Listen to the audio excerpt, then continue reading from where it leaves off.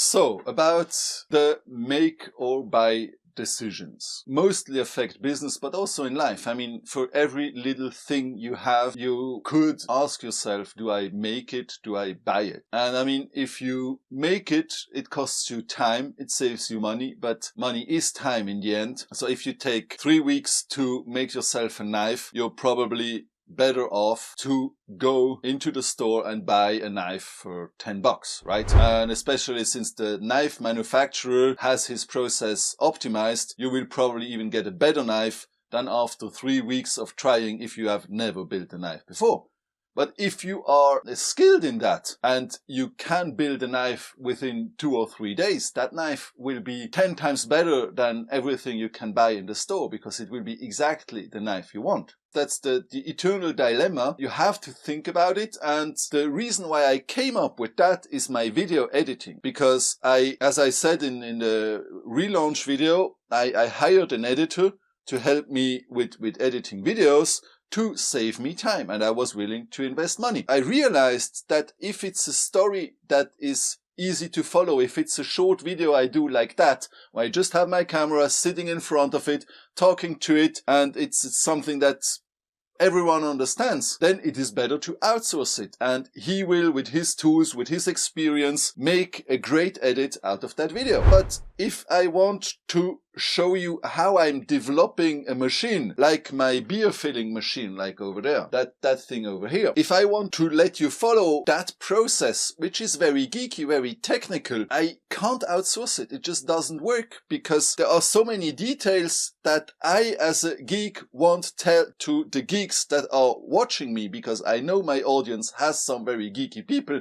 and I'm very happy that these technically skilled people give me sometimes feedback and ask me questions that make me think, hey, wait, you're right, I forgot that. And I get, if I do footage of me building stuff, it's hours of footage. And I know what happened, so I can rather quickly chop out the boring stuff, keep in the important pieces, and check that what I'm saying is corresponding to what is on my screen. If I switch back and forth between my screen and my cameras, I realized that even if I spent 2 or 3 hours editing an episode, I would also spend 2 or 3 hours iterating with my external editor to get it to that same quality of storytelling. So you can follow the story. So it makes sense to someone who understands what I'm doing to follow that. So in the end, I have to do it myself, even if it costs me time. And even if the editing in the end is a bit worse, because I don't have these great editing skills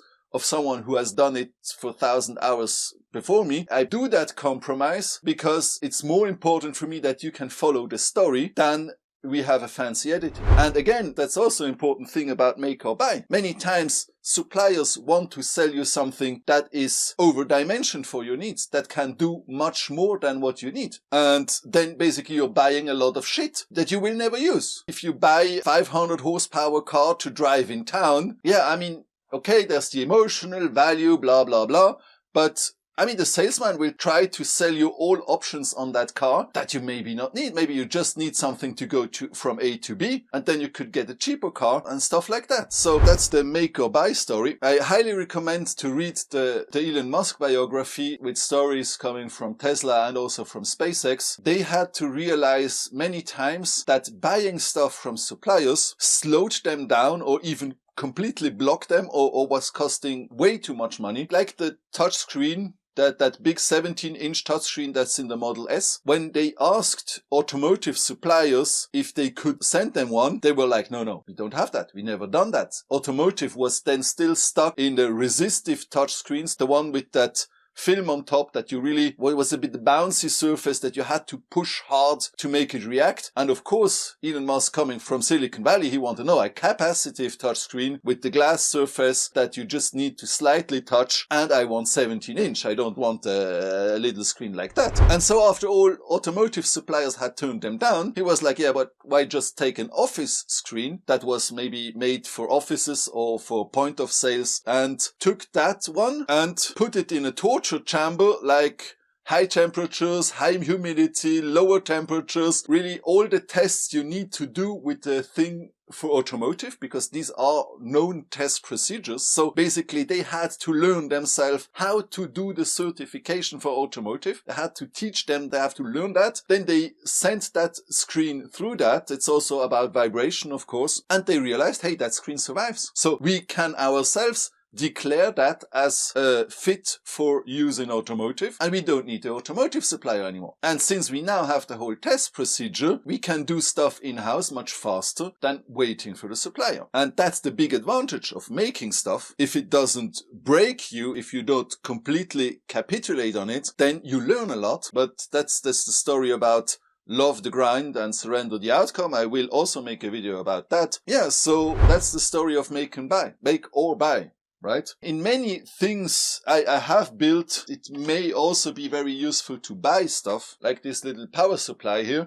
For years, I was working with the computer power supply. Computer, you can take computer power supply. It gives you 3.3 volts, 5 volts, 12 volts. Yeah, that's enough to develop electronics. But for example, it doesn't give you the current limiting feature that the lab power supply gives you. It's always that dilemma. And so that's the reason why on my channel, you will find some videos that are edited by an editor, that is live stuff like this, and the more technical stuff, which is also a kind of a time lapse over hours or even a week of work. That is stuff I will edit myself and make a little compromise on quality, but then I can better tell you the whole story. And of course, feel free to like, subscribe my channel, then you can see me building stuff. Also, you will get my 2 cents of advice on how to improve your life and improve your business.